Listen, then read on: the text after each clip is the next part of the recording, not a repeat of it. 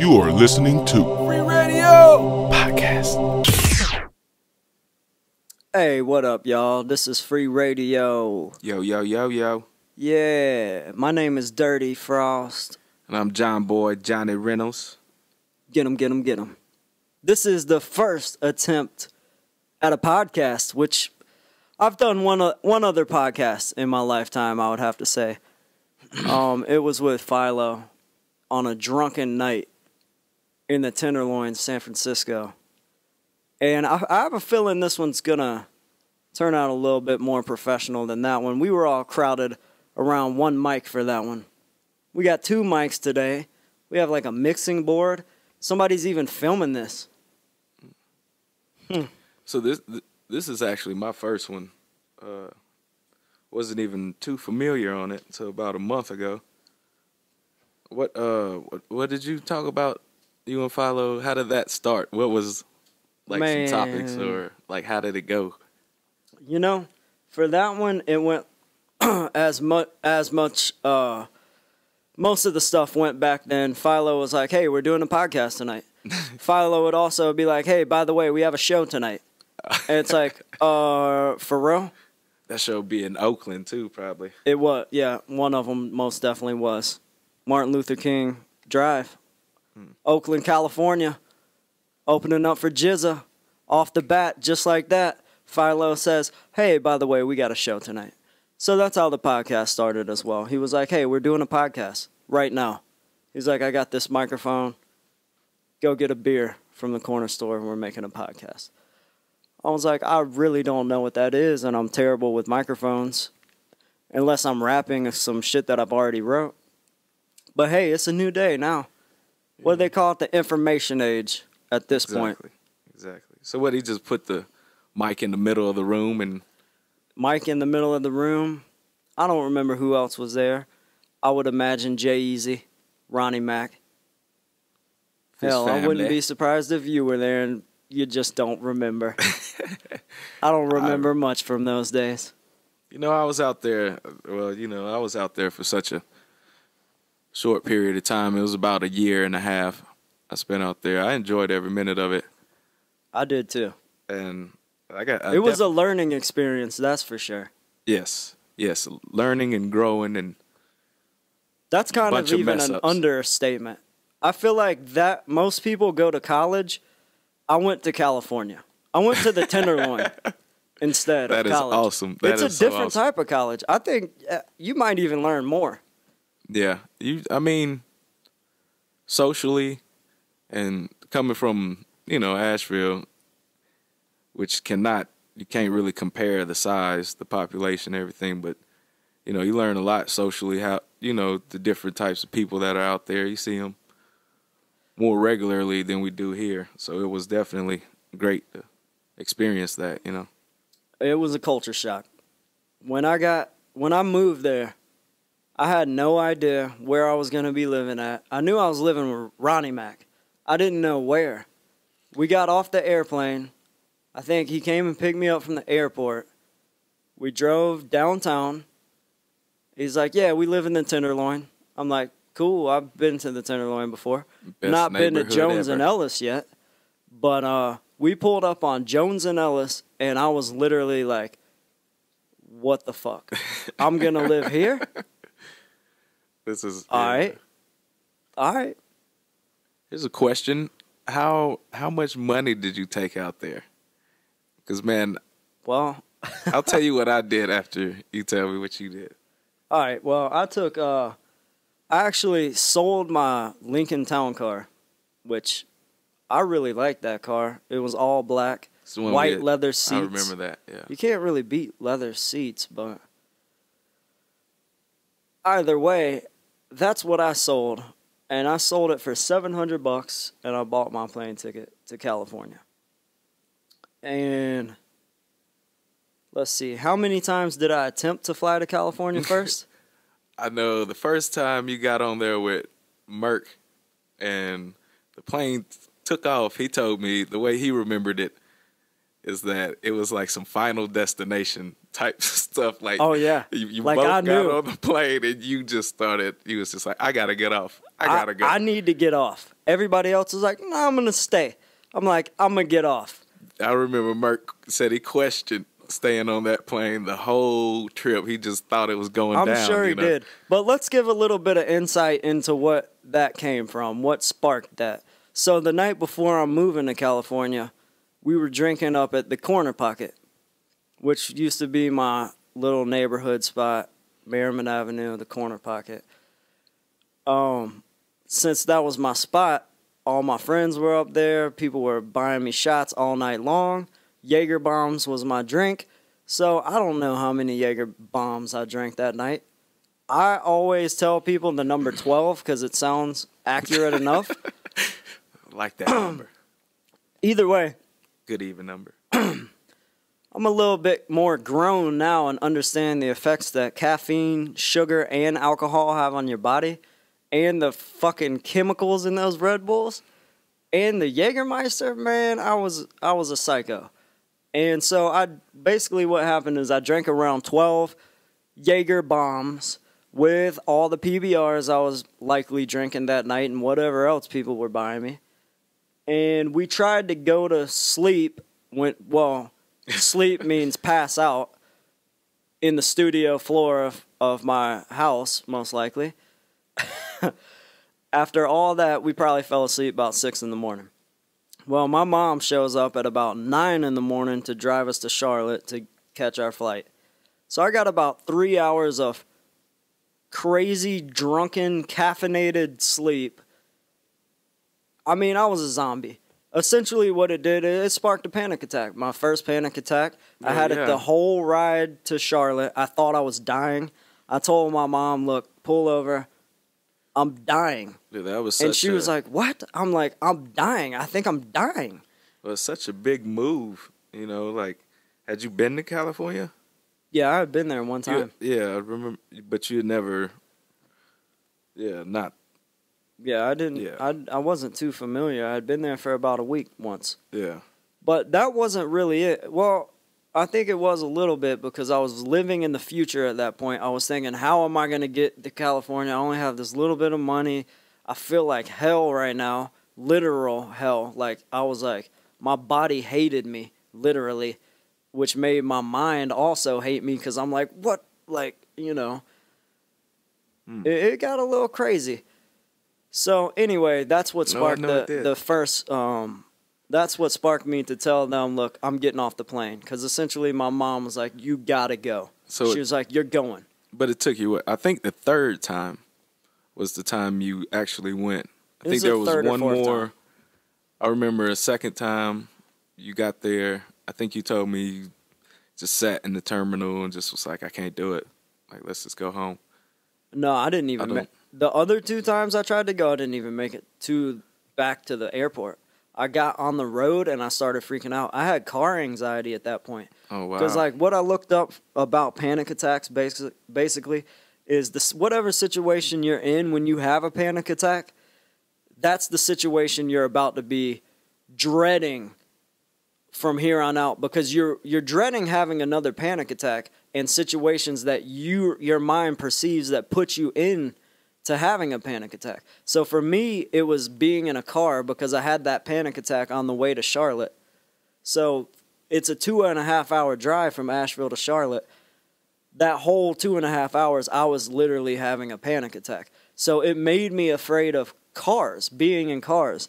So and then once I got on the plane, it carried over to the plane. So I was afraid of cars and planes, literally for about 3 or 4 years after that. My anxiety would get crazy if I had to drive. Oh, I remember. Any distance more than just from like downtown to like the Richmond district, or like being on a bus in San Francisco is fine. But if I have to take a cab to Oakland, I get fucking nervous and shit because I hate being in cars. And which is, you know, I'm glad you, for the most part, seem to have gotten over it. You know, I haven't seen an episode. Hey, I didn't only get over it. I'm 100% changed and that's person. Awesome. Like, that's awesome. I wish at this point I'm like, I wish I would be afraid of getting on an airplane or riding in a car at this point. Which you're taking better care of yourself now.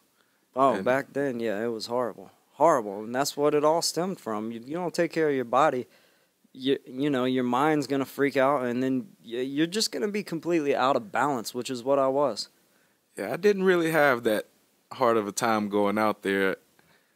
I know the hardest part about it for me was just buying the actual ticket. I know I was sitting there talking to you. I had my man TJ right beside me who went out there with me. And he was just like, man, just buy the ticket. And I had never been out there. Now, my mom had spent time out there. You know, Carnell was born in Oakland. So, you know, I got ties out there, but I've never been out there. I always you actually wanted to see have family out there. I actually do. Actually, a lot of family. Half probably brother more and family than here. Just as much, at least. Possibly. Close. More siblings out there than here. Definitely. Yeah. But which means you probably got more nieces, nephews. Yeah, which I have cousins. never met any of them. You know, I hope at some point, you know, that'll happen. But yeah, man, I won't forget. I know it was about February, probably right February 1st. I just got my taxes back. Only a $900 check. I thought I was doing big things, and you know, TJ's like, man, hey, just if buy I got the ticket. $900 for my taxes right now, I'd be happy. Hey, I hear that, amen.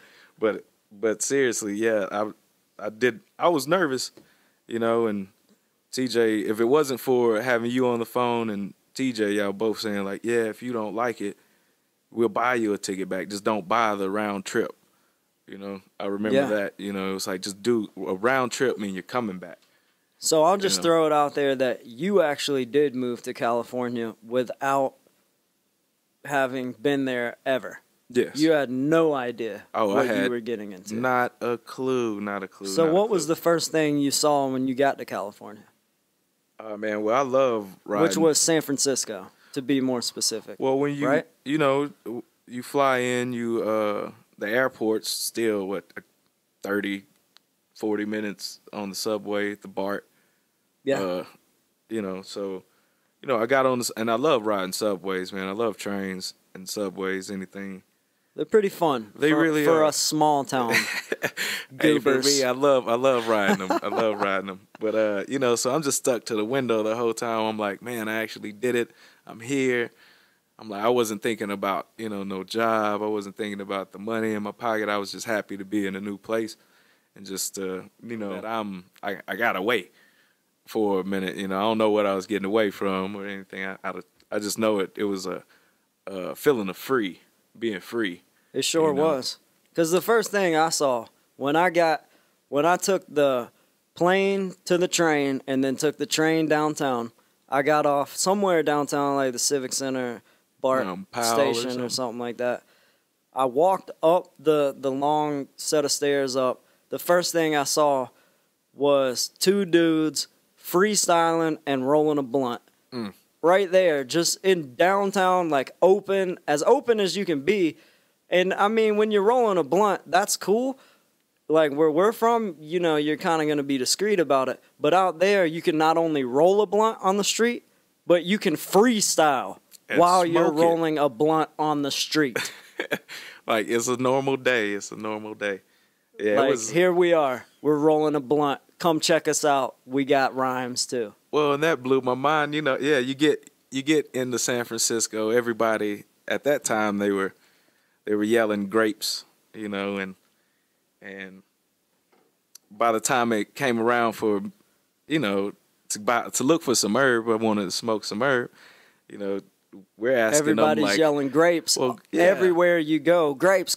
And I'm thinking it's ecstasy or something you put in your mouth, something you eat, something purple, something orange. I meant something green, but you know, I didn't know what it was. So for about a day, maybe 2 days, you know, it was a mission of like, man, this San Francisco, this California, where somebody's gotta have some like herb. Yeah, Dre ain't the only one with the chronic, man. Come on, but.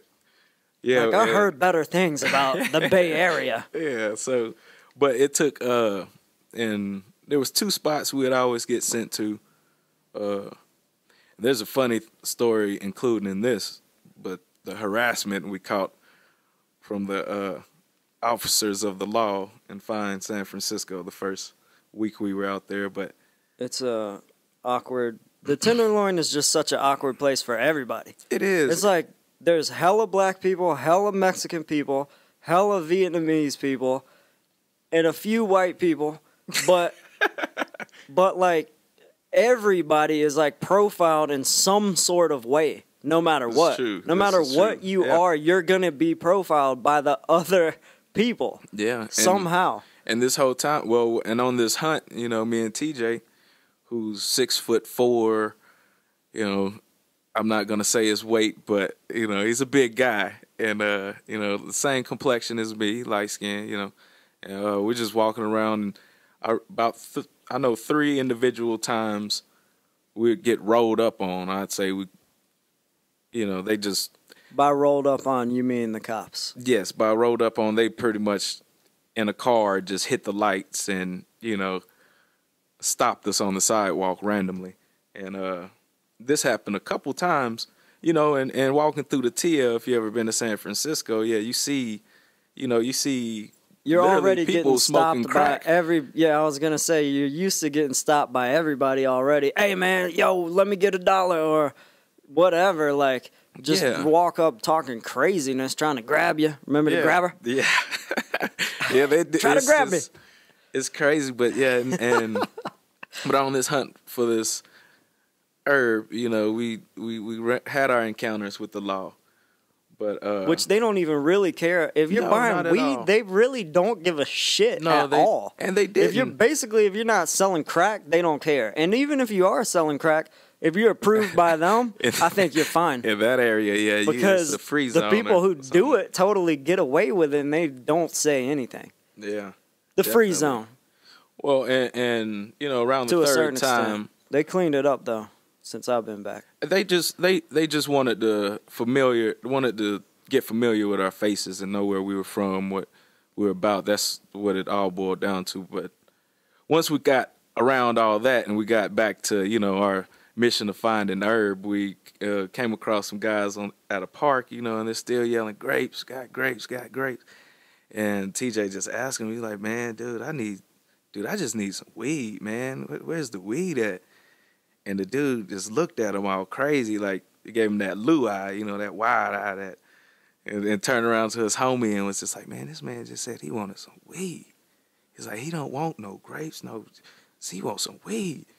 And the dude turned back around. He was like, "Man, I ain't got no just weed. I got some grapes. I got that purple, that just shows you, like, you know, across the country how different slangs can be to the point where you really don't even know what people are talking about at all. And people are telling you over and over again, "Hey, I got weed. Right weed, there in front of you. Weed. And you just keep hearing grapes. And you're like, what?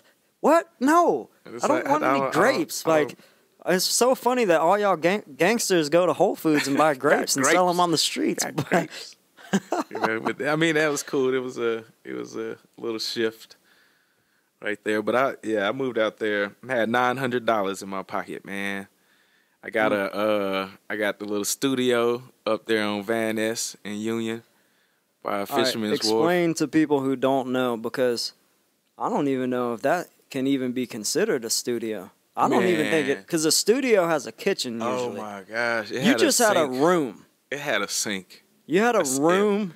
It was more like a walk-in closet than a room. Literally, I believe my closet right now is bigger than that room. And I had it solo for the first month. Second month, I split it with TJ. Wait, okay. Where did TJ live at for the first month? Because I don't even remember. Well, he would just it was a lot of bouncing in between. Like, you know, we'd still come over you and Ronnie's place and crash. Yeah. Sometimes and we were sleeping like 8 people on the floor in there sometimes. Yeah, dude. I mean, at that time, we were just couch surfing hard, holding down the furniture, in the words of Foul Mouth. But nice. You know, yeah. So, and the rent for this itty bitty room was $550 a month, and from that $900, it's gone. You know, it's like I done got rent. Now I need to figure out something else. So that's when TJ moved in. You know, he paid the next month's rent. And by that time, I started working with you at the Fillmore. But you know, looking back on it, man, I don't know if I could do that again. $900 just in a random place. It's like, this is it. This is what we're doing. I mean, it's cool. I'm glad I did it. You know, that's growing. That's the learning, the growth. Yeah, like I said, some people go to college and stay in a dorm. Other people go to California and stay in a walk-in closet. That I did. But shout outs to Jay Easy for getting me that. Yep. If not, I would have been on the streets. Yep. Hey, let's talk about the Fillmore for a second. Let's talk about amazing place. Working at the Fillmore in San Francisco. Also working at the Warfield in downtown San Francisco, which is in the Tenderloin, which, you know, we've already talked about. We won't go back into that. But let's just talk about what it was like working at a historic venue and just, like, being around that culture and that, like, strong vibe of, like, you know, so many great musicians not only played there, but a lot of them came from there, like, made it their home. That's you know, true. the Grateful Dead and, like, numerous other ones, Santana, and like, you know, I must say, best job I've ever had. Yeah, I think I would have to agree. As far as like, I can't agree about the pay, but I can agree for sure about the people I worked with and like the sense of family and like people having each other's back. And, like, just a real sense, like, I can't even use another word other than family, really, because, like, that's really what it was. Yeah, they really made us feel at home, you know, and they looked out for us. Everyone there, you know, they're great. Yeah. It's a great place. Go there if you've never been there. You will love it. You will love it. Yeah, I mean, as far as that goes, I have so many, like, fond stories. Memories. Like, I would have to say, though, the craziest story from that, it was the first time I was working, I believe, what's that Irish punk band? I think it was Dropkick Murphy. And they were like, so one of my fellow security staff members, Dirty, was like, all right. He was like, come on, Austin, we're going we're going to work the barricade tonight. We're going to work the mosh pit. And he was like, you want to do it? And this was like, the music was already going. Like, he's telling me this in a real loud environment. And I'm just like, yeah, let's go. He's like, all right, let's go. So we go down to the mosh pit at the Warfield. Dropkick Murphys is playing crazy Irish punk music. And the mosh pit is just absolutely nuts. And our job is basically when the mosh pit gets far enough back into the crowd, we have to push the people back into the pit so that they stay in there and it's contained. Yeah. So we're doing that for like, I don't even know. I would say less than 5 minutes. And Dirty and I are pushing people back into the pit, and this dude out of nowhere, his head, he was like bent down in the mosh pit. His head shoots up super quick, rams Dirty right in his fucking teeth, and his tooth falls out right in front of me. And I'm like, whoa, this is my first time being trained on working a mosh pit. And my elder security staff coworker gets his tooth knocked out right in front of me. And I look at him, and like he takes his hand over his mouth and spits his tooth into his hand. And I'm like, I'm in awe. I'm like, holy shit. Are you, like, I probably asked something like, are you all right? Or something like that. And I remember him like wiping the blood off of his mouth. And he's like, yeah. Like, he was not even stunned by it. Like, he was like, yeah. I shit you not. He went downstairs, got like some sort of first aid done to his mouth, came right back up. 10 minutes later, he was in the pit again. And I was like, holy shit. Like, this is like, god dang. And that was at metal the shows. Warfield. Yeah, metal shows at the Warfield and punk shows were nuts. Pulling the weapons I would pull off of people when I was patting folks down. Yeah. Dude, that was nuts. Yeah. Yeah, the first day of work for Live Nation, I was put at the back door at the Warfield from 4 to midnight. And I thought that was the oddest thing in the world, watching this door. But, man, It's I got the a fun Tenderloin. story. Yeah, there's fun stories All right, everywhere we're going to you tell turn. that story when we get back. We're going to go Right into on. a track right now, and we'll talk about the track and go into that story when we come right back. Right on. Free radio.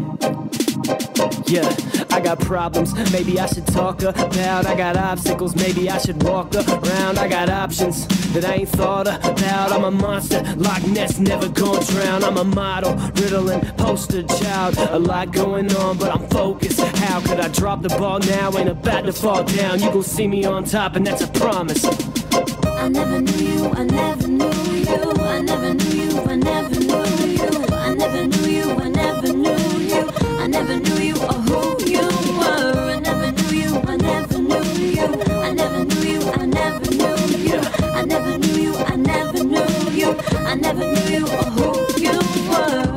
Man, I can't stand what the winter bring, but I love to see a hint of spring. I'm doing this in your memory. Little bit of weed and a whole lot of Hennessy. Whole lot of energy, little bit of discipline. You were a friend that I met when I was innocent. I wish I could go back to the day when I would've put that bad shit away. I would've asked you to stay. You would've never left. I ain't really start rapping till you passed away. One of my biggest regrets, you ain't never get to do your thing. It's hard to accept as a human being, but D12 said it, I guess it's true. The good die young, the rest is proof. One of the reasons that a rap sticking next to you, like I'm sitting in a dead man's dressing room. I never knew you, I never Rest knew in peace, man. you, I never knew you, I never knew you, I never knew you, I never knew you, I never knew you or who you were. I never knew you, I never knew you, I never knew you, I never knew you, I never knew you, I never knew you, I never knew you or who you were till you were gone.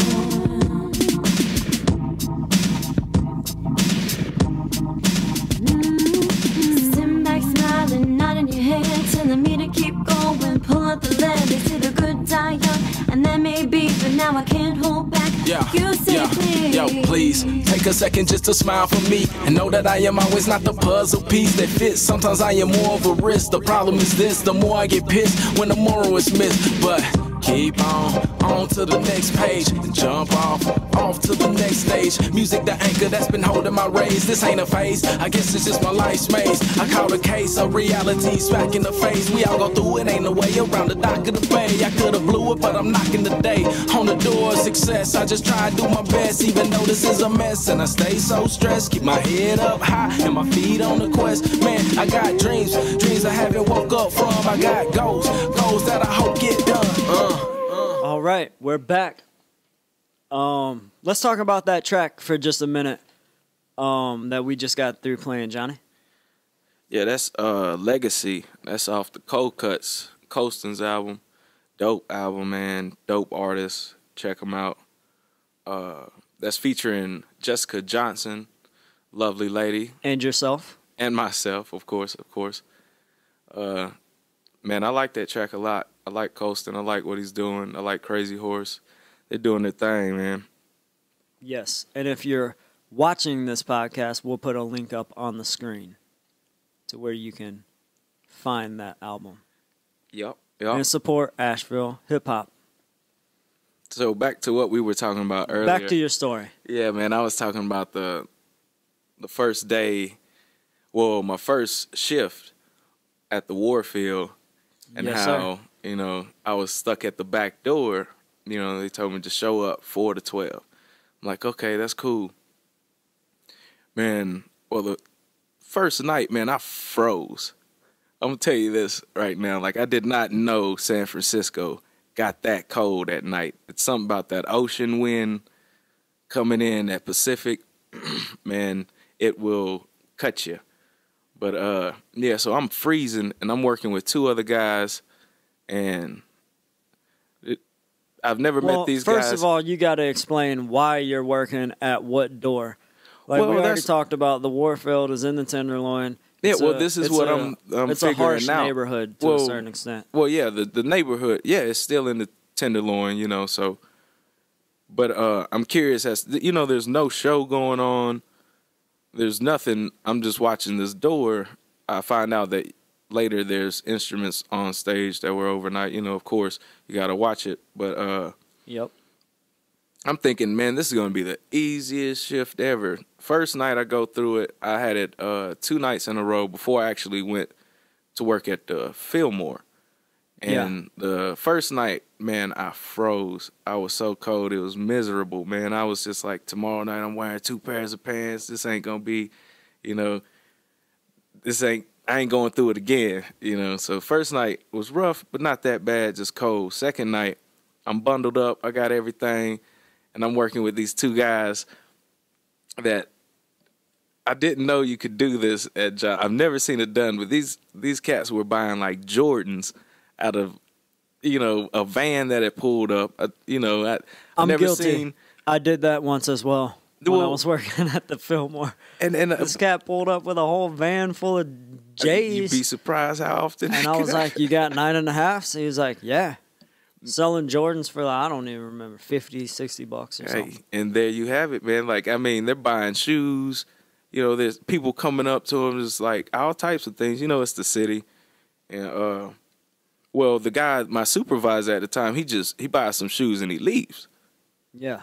And I'm sitting there with the other guy who, you know, seems fairly new, too. He's kind of like, you know, like, were y'all working NES security? Yes, or? It was NES. It was a guy from NES security. So to explain that even more further, NES is not even security of the venue. No. It's security hired by the venue, an outside security team that secures the outside of the venue, essentially. They don't work inside, right? It's mainly an outside team. They don't work at all. Yeah, essentially. It's what you're saying. And they do a lot more smoking weed, hanging out, chilling, saying what's up to people walking by on the street. He had his boombox there. He listened to that thing music the whole night long, and which was cool. I enjoyed it. You know, it was very cool. But we had this people would walk by all the time, and this one particular guy walks by, and like, oh, I knew something was wrong. You know, you just know. Like, he's like tiptoeing his way down the sidewalk, and he stands right. What'd he do?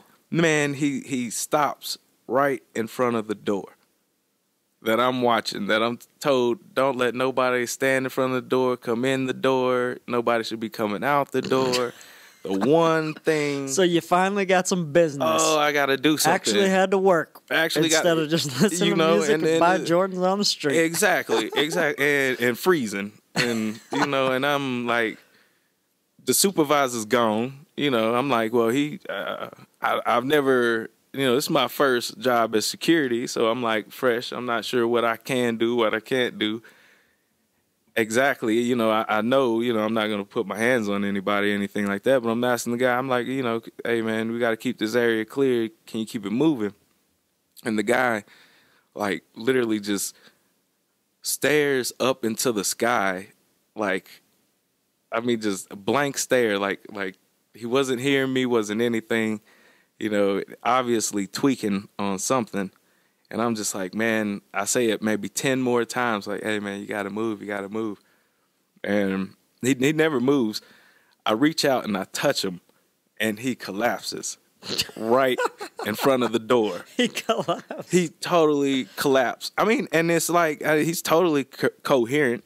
You know, I see he's blinking, he's looking around and stuff. He just is now laying on the sidewalk, you know, and my partner I'm working with is just changing songs. He's just like, he's just like, you know, looking at his boombox like, oh, I need a new CD or something, you know, like, oh, man. And I'm sitting there like,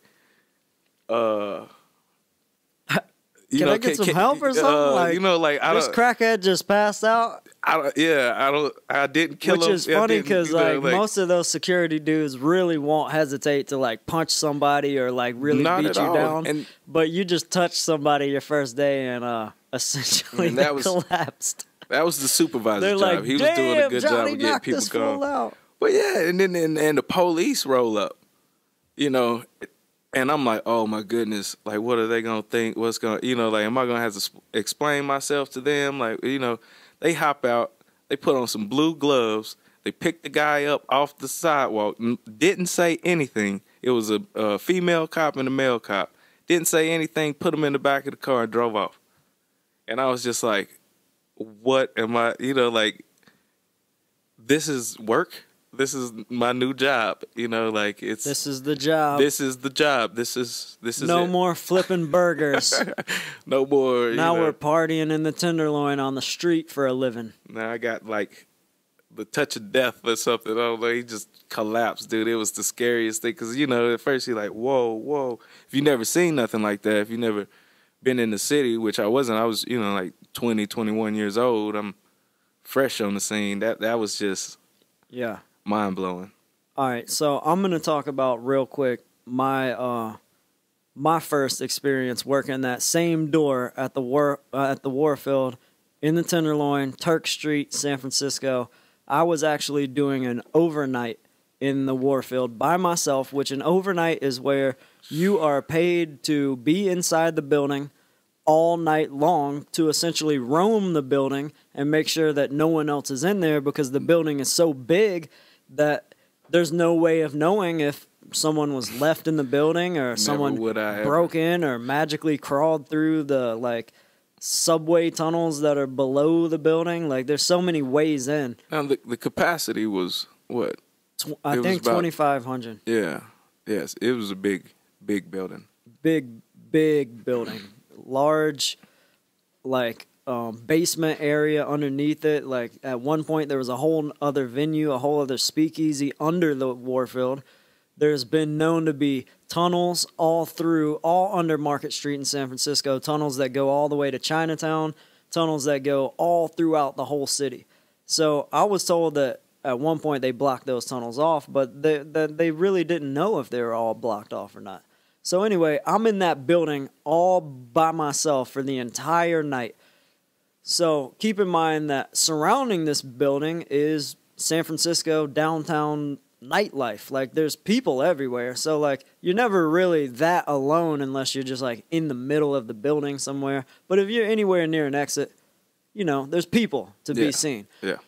So my job that night, my only real job other than walk the building was to go outside that exit that you were watching on Turk Street and pick up the cones where they had cones in the street where the band's buses would park. Yeah. My job was I think it was at 3 o'clock in the morning, go outside and get the cones and bring them back.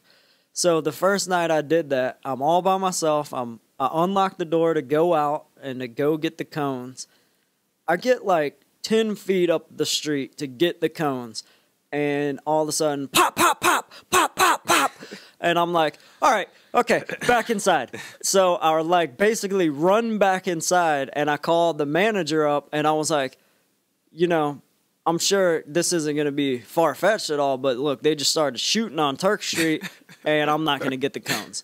And he was just straight up like, don't get the cones. He was like, it's all good. Just leave the cones outside tonight. But it wasn't like a big deal where he was like, really? They're shooting? He was just like, okay, don't get the cones. Because he knew, like, they shoot out there so much, like, every other weekend or something that, like, you know, it's really not a big thing. Like, so that was my door experience from that door at the Warfield. Best neighborhood in the world. I used to like to tell cab drivers when I'm getting dropped off there, we're going to the Tenderloin. It's a pretty nice neighborhood. And they you might have heard of it. Usually didn't laugh at that joke. They're just like, okay, we would have taken you anywhere else, but you're a jerk for making us drive here. Man, it was, at least they would take us, man. I remember Backgate Ken, man, he would taxi driver, when he'd tell him he's going to Hunter's Point, man, they'd just take off. Yeah, that's a whole other part of San Francisco for sure. That's the neighborhoods they don't really talk about in the, you know, in the commercials when they're like, go to San Francisco, see the Golden Gate Bridge, you know, here's all this stuff. No mention of the Tenderloin or Hunter's Point. Man, one thing I do got to give the Tenderloin props on was they had some good food. Oh, man. Some amazing food. I think they're known for having the best Indian food in America. I hope I'm so. pretty sure. Indian spots on every corner, which I didn't even eat Indian food when I lived there until like the very end of me being there, but I love it now. And when I go back, it's fun to hit those spots. I was stuck on them burritos, man. Couldn't get off of them. Yeah, I mean, I was on definitely tacos and burritos almost every freaking day. A lot of Chinese food as well. A lot of everything, really. Yeah, you can get A lot of pizza shops. A lot of the ghettoest pizza shops you will ever go to in your life. Literally. This is true. This is true. Ain't an Italian in sight at any of them. Good times. Let's talk about our recent trip to Jamaica for a minute. Man. Which was January, right? Yep. This last month. That was man, I'll never forget those dates. January 15th to the 22nd. Yep, and that was because Gov't Mule plays shows out there. Yeah. Every year they do a festival called Island Exodus. Exodus, yeah. Island Exodus every year. Where basically they fly their fans from the States, essentially. Well, they don't fly them. They all pay, but they pay to get flown to Jamaica, be at a resort, and Gov't Mule plays for them on the beach. Which literally, essentially, stage on the beach. It was amazing. Yeah, it's so crazy. It's mind-blowing, honestly, to see stuff like that. First of all, you're in a third world country. You're in a place, it's poverty all around you. But then you step beyond these gates in a resort community, and you're like, it's like being in the future. There's like a stage on the beach, like hot tubs, freaking pools everywhere, free, there's bars open all night. There's restaurants open all night in these resorts where you just go order food and it's all on your, like, part of the package or whatever. It's mind-blowing, honestly. I thought it was. Yeah, it's cool that it's real cool that I never thought about bands doing that or offering that type of deal. Like your aunt was even telling me that you can buy an extra day and come see. I forget who was it. Who had played the week before? Was it?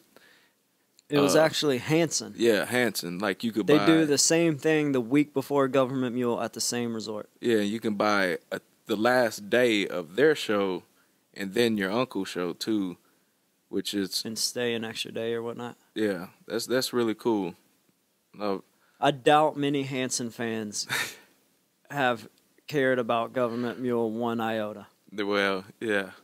But I don't know that for sure. Well, just the concept, of, that'd be cool for us to do something like that. If hopefully eventually we will be there. Yeah, and able and to I think if we ever do that, it'll be done in our own particular way. Yeah. Because honestly, like I would have to say, out of the actual native Jamaicans who were at the Gov't Mule show, they absolutely loved it. Yes. They ate it up. They were like, oh, man, like, it was so cool and new. And, like, I just feel like if we ever went there, I would want it to be as much for Jamaicans and the people there as it is for people who flew there to see free radio or whatever we would be a part of. Yeah. So. Yeah, most definitely, man. I didn't think of it that way, but it's, yeah. I mean, it was all... Americans and foreigners from that. But yeah. we have to make that work. But Jamaica's a beautiful place. It's my first time. We flew into Montego Bay, took that drive down to the grill. That was a cool drive. First time riding on the left side of the road, things like that. Yep. First time, well, not probably for you, first time being in a country where they honk all the time. No lights. They're just like anywhere you go, they're constantly honking to like communicate that, hey, I'm coming near you, like here I am. Yeah. And honking to be like, hey, what's up? And also honking to be like, sometimes you can't see around a curve and you don't know if someone else is coming. The roads are real narrow, so you lay on the horn so they just know like you're coming around. And I don't know, man. It's a very free country. It's a country where I feel like they taught themselves. There was like no rules really. They made their own rules, like how everything works. They're like, well, we don't have to, like here everything is like, you need to use your turn signal. You need to stop completely at stop signs. There's so many rules. Out there, it's like, you just drive and people just walk and you just don't hit them. It's as simple and there's as that. no hospital, so that's why you don't hit them. Well, you don't want to think about that. You are very really. safe in a country like that because there's no room for error. There's no room for mistakes. Yeah. You can't, they don't want to kill people. They don't want to die, so they don't hit people. They drive. To us, it might look crazy the way they drive, but it works. That's the cool thing about it. Yeah, that's just, it works. Yeah. But, I mean, I expect to do more traveling. Jamaica definitely opened a new door. That was your for first me. time out of the country, right? It was. My first time out of the country was Jamaica as well, when I was like 14. It's a place that, I will continuously go to every opportunity I get. And I just fell in love with it that much. I mean, What'd you think about the food? Because you're a person who normally stays away from seafood, I would say, as a safe bet.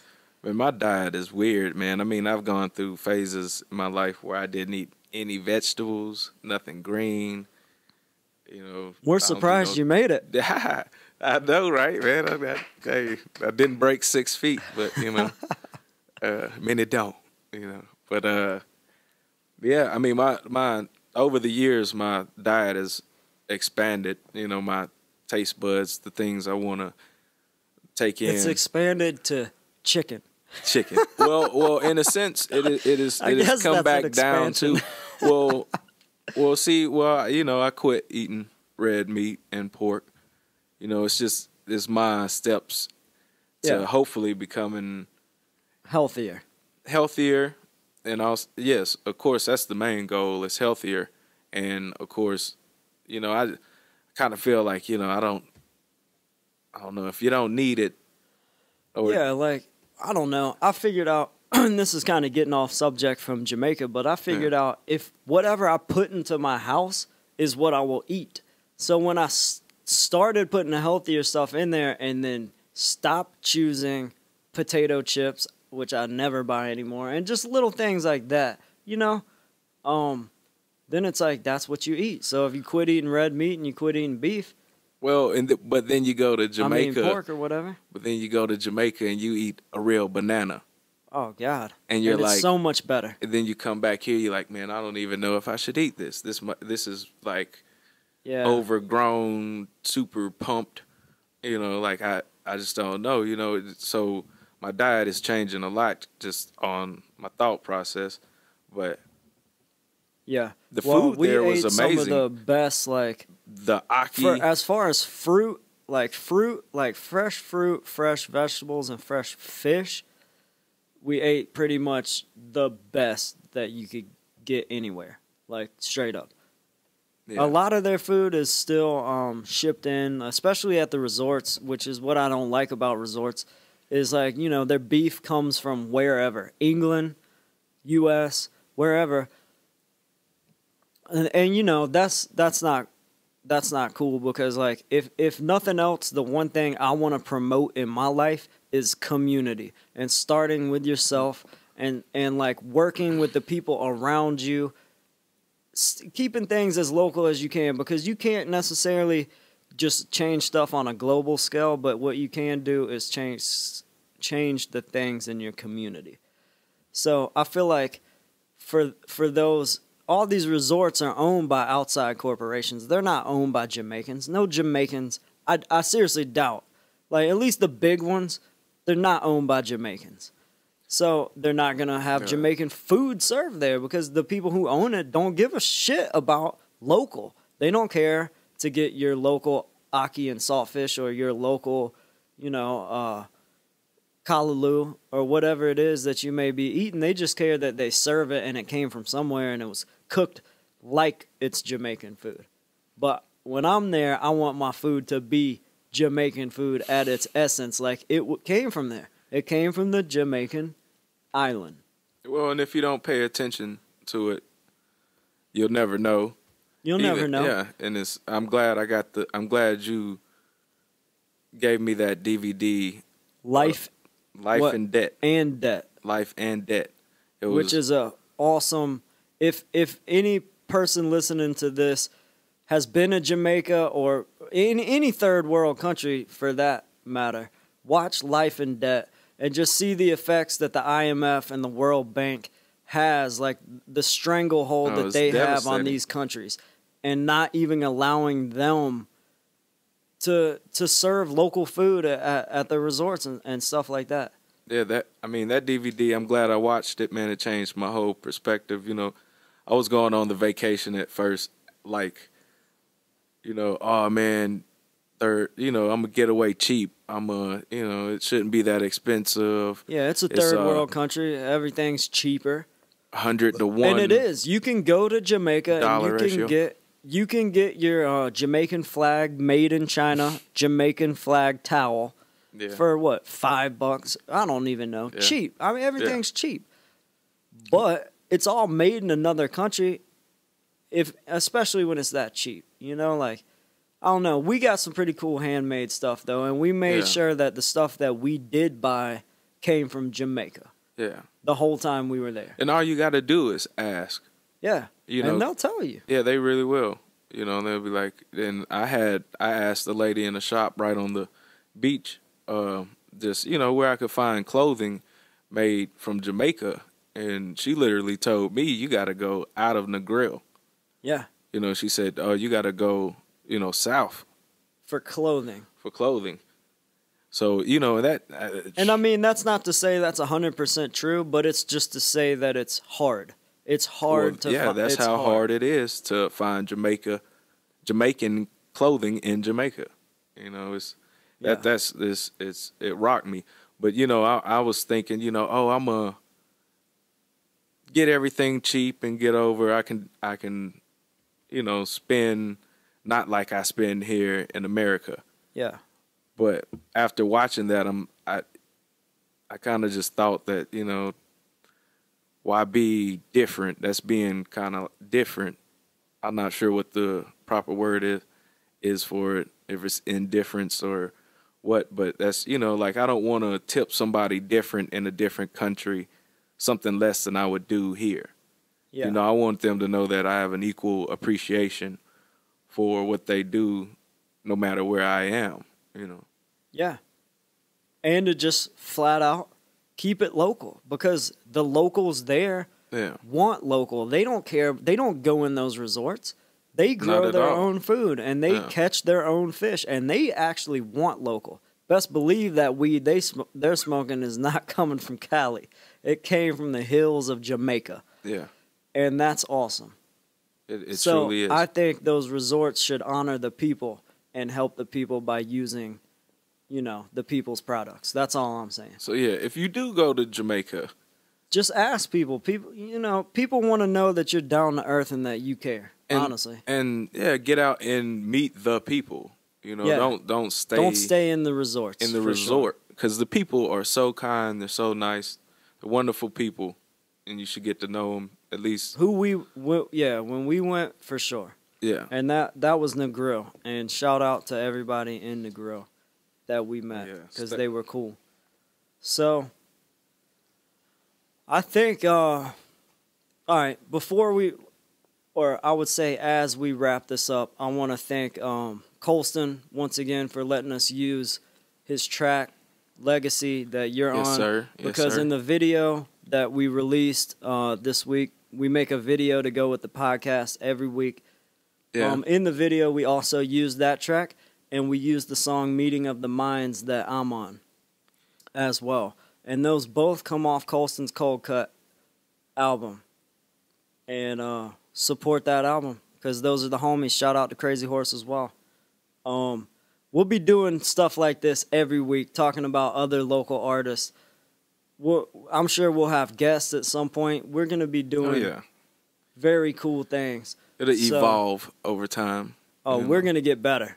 This is the beginning. This This is is just the beginning.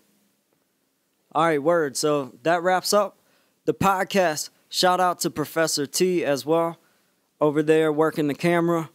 Very Working mysterious hard, working person. That's hard. all I'll say about old Professor T. Very mysterious. he's the man. He's the Oz behind the curtain right now.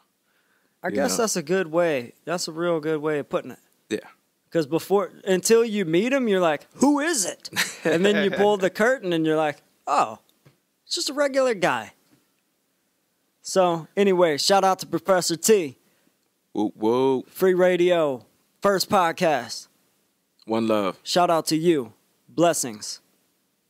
Peace. Peace.